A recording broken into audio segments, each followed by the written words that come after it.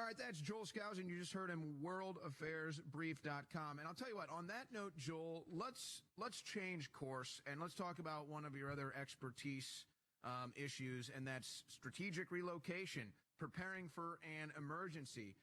I mean, I could sit here and list a dozen reasons why it'd be time to think about that and consider that. You've been considering it for decades. Let's talk about this.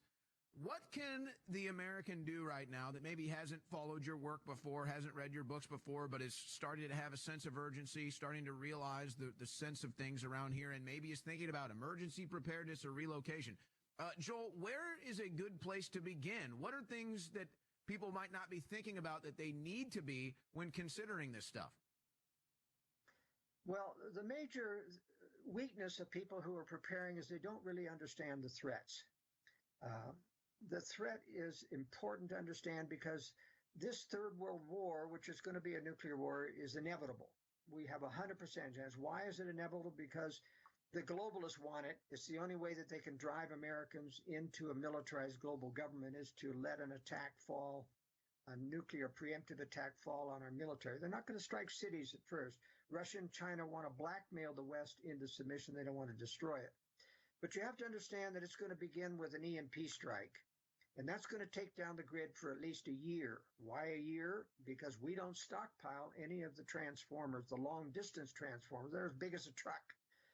And they're all made in China. We don't stockpile them in the West. And so the grid isn't coming back anytime soon, and that means there's going to be pillaging. So you gave some very wise counsel about preparedness at the beginning of the show. You talked about getting your food storage, getting your water storage, and stocking up on natural medicines and other things, so you won't be able to depend on drugs, and you shouldn't depend on medical drugs. You can't trust the medical establishment anymore after COVID.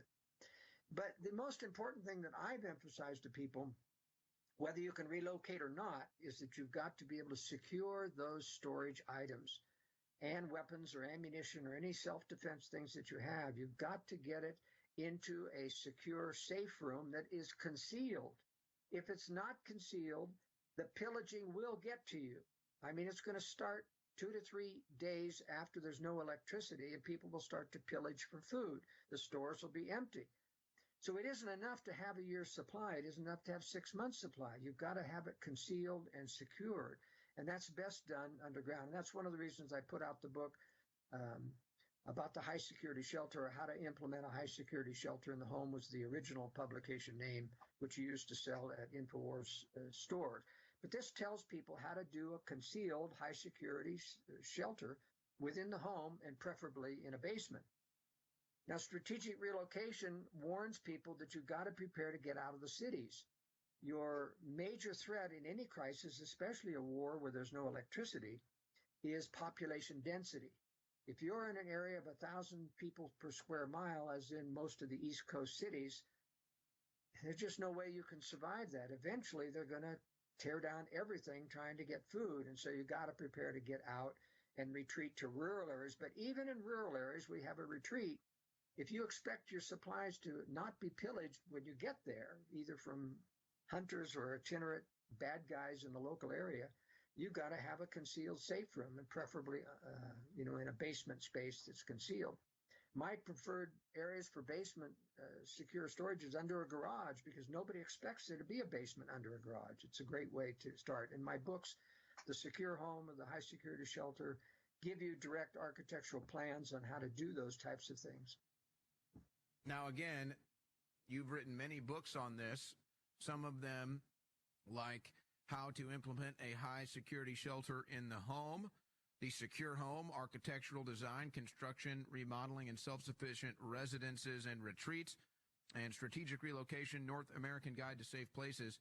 I find that book with all the graphics in it to be extremely informational, especially because I'm somebody that has a photographic memory. And so if I can see something, it's like I'm a visual learner type thing. So that's really a good book for people to have as well. But let's say, as you said, you're in a high density population area and maybe you can't relocate. What are some things that you can do? Well, in strategic relocation, I talk about these things. Here's some basic hints. First of all, if you're in a major metro and you can't relocate, at least try to relocate to the periphery of the major metro. You don't want to be in a highly dense area that you have to get on a freeway to get outside. And remember that in every major metro, there are beltways, that is freeways that circle the city. And those are like a moat. You can't get past that without going onto an on-ramp or an exit ramp, which will be blocked when everyone's trying to leave the city, as happened in Katrina. Now, if you look carefully on Google Maps and go around and look at the on-ramps and off-ramps, there are 2 to 3 in every location, ways to get over that freeway or under the freeway that do not correspond to an on-ramp. You can't get on the freeway. You just can go past it. Those are your secret ways out of the city. You've got to find those and route your areas, not through major city, but the back roads to be able to get out of the city. And you've got, of course, stockpile enough supplies. And, if I were making an escape from a city in a car, I'd also have a bicycle tied to the back of the car so that if you get blocked in a traffic jam, take out the bicycle or a small motor scooter or electric bike even, and then get out of town. I think it's unfortunate we have to talk about this, but given the state of things in the world and the country right now, I think it's more important than ever.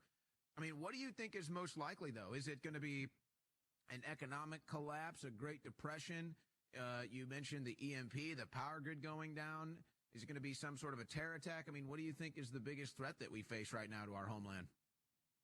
Well, first of all, we can always face an economic downturn because we're living in a bubble constantly, and it's only being inflated by the Fed to keep it going. That's why inflation will never stop. So get used to high inflation. It's never going to stop. Now, it can't really turn to hyperinflation in the United States because in hyperinflation, you have to have the government mandating by law that everybody's salaries increase according to the rate of inflation. And you don't do that in the United States. We have a token COLA or cost of living allowance for Social Security, but that's why the Fed and the Bureau of Economic Statistics understate inflation by about 3 times so that they don't have to pay those inflation taxes to Social Security recipients.